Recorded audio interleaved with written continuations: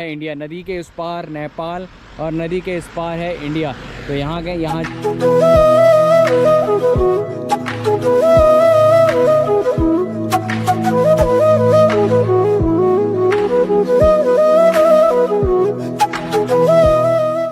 अभी हम लोग ना पहुंच गए हैं सतगढ़ में, जो कि धारचूला वाली रोड में पड़ता है।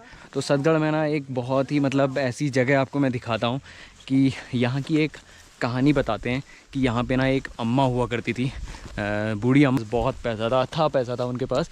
तो उस पैसे को वो क्या करती, बहा देती थी। तो ये है भाई वो आश्रम। ये आप देख सकते हैं कि मतलब पूरा खंडर हो चुका है, पूरा खंडर है, मतलब ख़त्म ही हो चुका है पूरी तरह से, क्योंकि इसका ना देख रेख करने वाला कोई भी नहीं है। तो उन्होंने ना लोगों की भलाई के लिए इस तरह के ये कुटिया वगैरह बनाई हुई थी। ये क्या बोलते हैं, धर्मशाला बोलते हैं जिसको, धर्मशाला बनाई हुई थी। तो भाई साहब ये देखो ना, पूरा इस तरह से है, रोड के बिल्कुल किनारे में है आपको। तो अगर हैं तो अगर आप यहाँ पर आ रहे हैं ना तो आ सकते हैं, देख सकते हैं। तो भाई ये है, इस तरह से कुछ बनाया हुआ है धर्मशाला। तो ये ना बिल्कुल खंडर हो चुका है, मतलब लोगों के रुकने के लिए उन्होंने बनाया था। एक ये है, एक कमरा आपको थोड़ा सा और आगे जाने के बाद मिलेगा। तो भाई यहाँ पे ना बहुत ही ज़्यादा, एक ये है।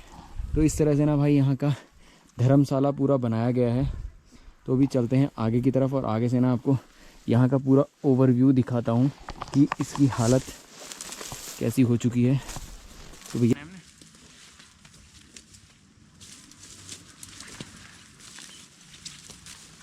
ट्रैकिंग कर रही है।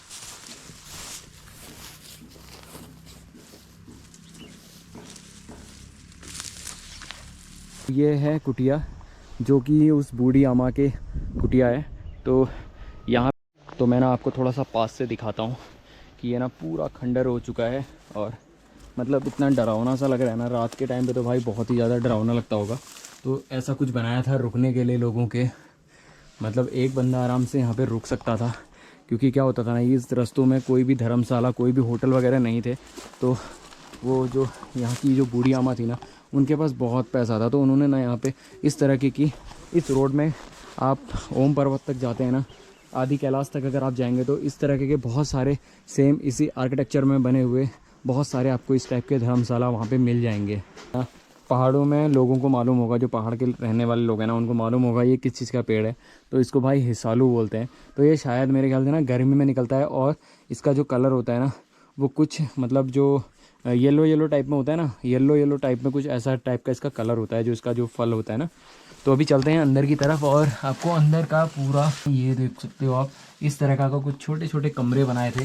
तो एक कमरा ये है, दो कमरे यहाँ पे हैं और 2 कमरे वहाँ पे हैं। मतलब टोटल मिला के भाई साहब इस धर्मशाला में 4 कमरे हैं। और भाई साहब कहा जाता है ना, कहानी है इसकी कि एक बूढ़ी अम्मा थी और उनके पास ना था पैसा था, बहुत पैसा था।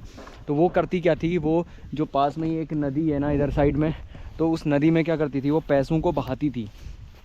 तो काफ़ी टाइम ऐसे ही चलते रहा। तो एक दिन एक अंग्रेज़ आया और उसने बोला कि भैया अम्मा आप ये पैसे क्यों बहा रही हो। तो उनने बोला कि यार मेरे पास ना बहुत पैसा है और मेरे आगे पीछे कोई भी नहीं है, मतलब इन पैसों को बहा रही हूँ, मेरी उम्र हो चुकी है। तो फिर उन्होंने ना, जो अंग्रेज़ थे, उन्होंने ना अम्मा को आइडिया दिया। उनको कहा कि अगर आप ये पैसे बहा के तो आपको कुछ मिलने वाला नहीं है, अगर आप एक धर्म का काम करें ना तो आपको पुण्य मिलेगा। तो उन्होंने कहा कि यार जो ये रास्ते हैं, इन रास्तों में ना इस तरह के जो धर्मशालाएँ हैं आप बना लो, तो लोगों के रुकने के लिए यहाँ पे बन जाएगा। जो कि तो उनके रुकने के लिए ना यहाँ पे इस तरह के धर्मशाला बना लो, तो उससे क्या होगा कि आपको पुण्य मिलेगा।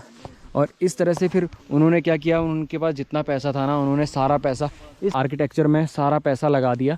और इस रोड में आपको ना जितनी भी आगे तक, जो आप आदि कैलाश तक आप जाएंगे ना, तो आदि कैलाश तक आपको इस तरह के कुछ इस तरह के आपको सारी धर्मशालाएँ इस टाइप की ही मिलेंगी।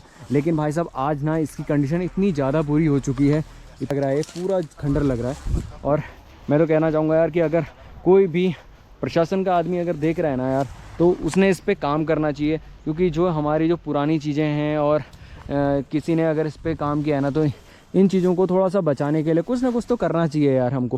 क्योंकि हालांकि आज कोई इन खंडरों में रुकना नहीं चाहता है, इन ऐसे धर्मशालाओं पे रुकना नहीं चाहता। लेकिन कुछ ऐसे लोग भी होते हैं जिनके पास पैसा नहीं होता है और वो इस तरह की जगहों पे रुकना पसंद करते हैं। तो यार मैं ना आपको प्रॉपर अपने उत्तराखंड की वो चीज़ें आपको दिखा रहा हूँ जो मैं देख पा रहा हूँ अपनी नज़रों से। तो मैं भाई पूछ के आ रहा था कि यहाँ पे ऐसा कुछ है ख़ास कि मैं उसको अपने वीडियोस के थ्रू लोगों तक पहुँचा सकूँ। तो भैया ये है वो जगह जो बूढ़ी अम्मा का प्लेस हुआ करता था, यहाँ पे उन्होंने धर्मशाला इस टाइप की बनाई थी। तो अभी चलते हैं आगे की तरफ और आपको आगे के भी खूबसूरत नज़ारों के साथ इस धारचूला की यात्रा को पूर्ण करते हैं और फिर दिखाते हैं आपको धारचूला।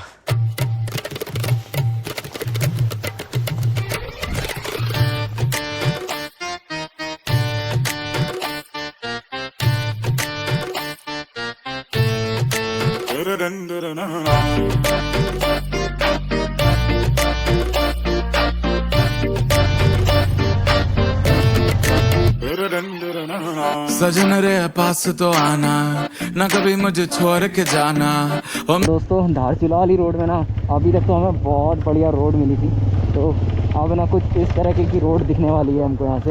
मतलब यहाँ पे ना शायद अभी रोड बनने का काम शुरू हो रखा है। तो भाई ये देख सकते हो आप, इतनी खतरनाक ऊंची ऊंची चट्टानें काट के ना इतनी खतरनाक रोड बनाई जाएगी। तो वहाँ पे भी काम चल रहा है, तो चलते हैं आगे की तरफ।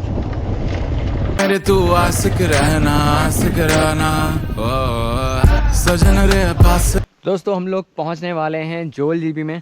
तो अभी जोल जीबी में ना एक बहुत ही ज़्यादा खूबसूरत आपको नज़ारे दिखाएंगे। तो वो नज़ारे होंगे भैया गोरी और काली नदी का संगम वहाँ पे होता है, तो वो आपको वहाँ पे जाके दिखाते हैं। तो अभी ना हम लोग रुके हुए हैं यहाँ पे। तो भाई ये घना सा जंगल और ये रोड है और भैया हमने ना यहाँ पे सामान रख दिया और भैया ना अभी थोड़ा सा किसी का एड्रेस पता करने के लिए गए हैं, क्योंकि कोई ये देखो गाइस ऊपर इतने खतरनाक ना लैंडस्लाइड हुआ है भाई, क्या ही बताएं। ये देखो रोड की हालत। और भाई साहब ये है काली नदी, ये पूरी ऑफ रोडिंग करते हुए जाना पड़ रहा है यार हमको। भाई साहब इस रास्ते में ना ऑफ रोडिंग बहुत ज़्यादा है।